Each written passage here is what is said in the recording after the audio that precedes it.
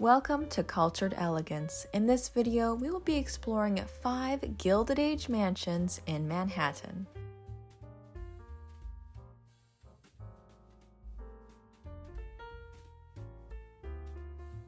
First up is the George Jay Gould Mansion, located at 857 Fifth Avenue, on the northeast corner of 67th Street, built in 1906 in the French Beaux Arts style by architect Horace Trumbauer. The home was a gift from George Jay Gould to his wife, Mrs. Edith Kingdom Gould.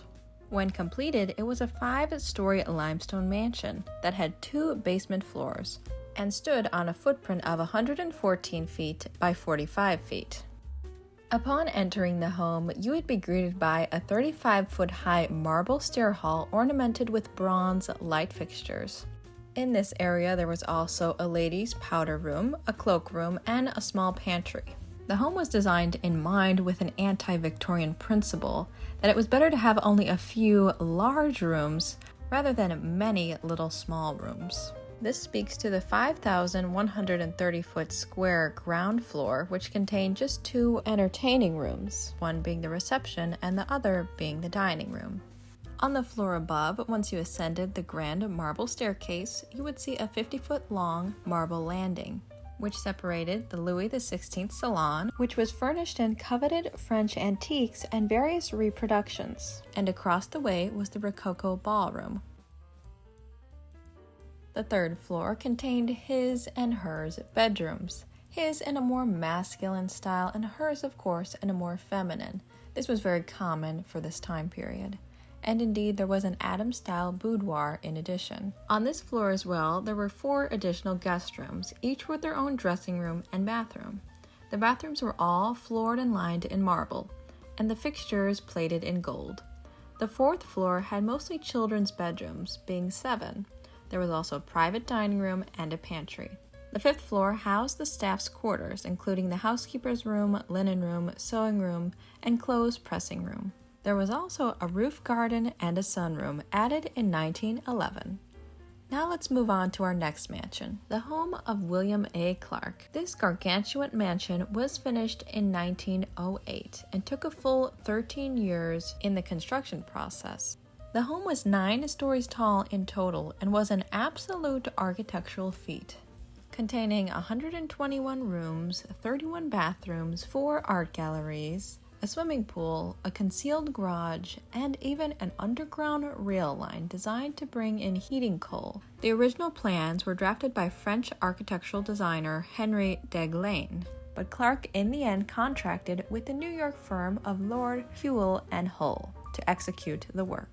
On the 1st floor, you would see a grand marble staircase that was cascading and free-floating. The railing was imported from France and in those days cost $1,000.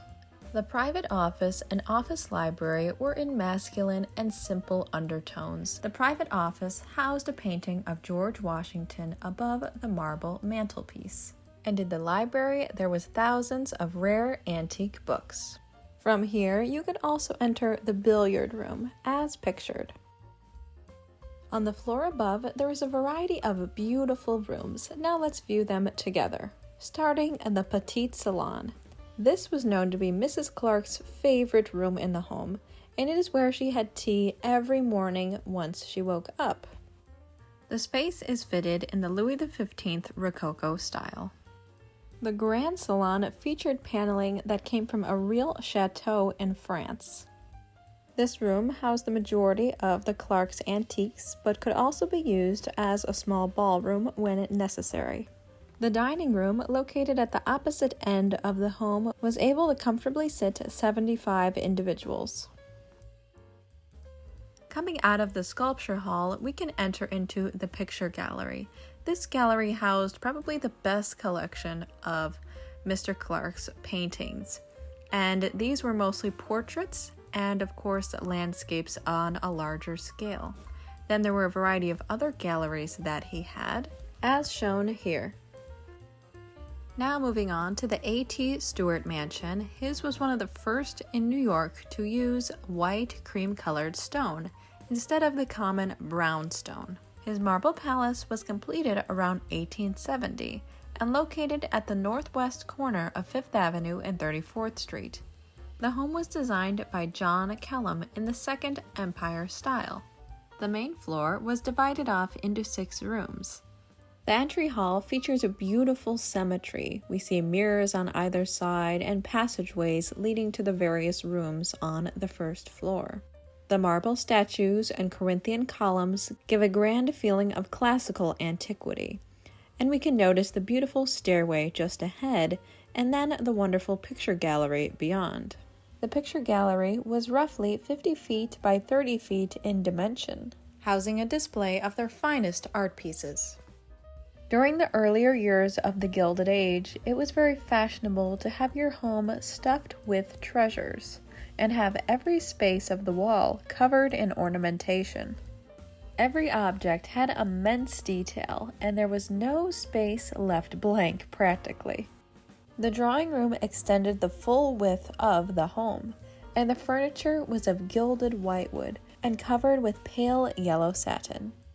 In the 1870s, their home was thought to be the most beautiful in Manhattan, both the interior and the exterior. In 1883, Cornelius Vanderbilt II built a grand chateau-esque mansion located at the northwest corner of 5th Avenue and West 57th Street. His mansion filled an entire block front, and he hired George B. Post and Richard Morris Hunt to construct it. The home was 6 stories tall, not including the basement. There was also a stable and a private garden. The mansion was and remains the largest private residence ever built in New York City. Upon entering the home, you would ascend a few stairs and then be greeted by a beautiful view. Impressive architectural details and priceless works of art would surround you. The interiors were done by Jules Allard & Sons, with many pieces being brought from Europe. From the entrance hall, you would walk towards the 2-story Great Hall with an incredible stairway that ascended to the many floors above. There was no area in the home that wasn't fitted like a palace. We can see the coffered ceiling, incredible tapestries, and marble fireplace. As we walk through the rest of the home, here is the office.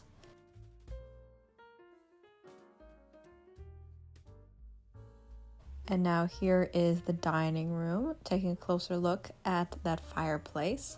This room also doubled as an art gallery. From the dining room, we can enter into the smoking room, which was done in a Moorish style. This room would have been very dark and colorful.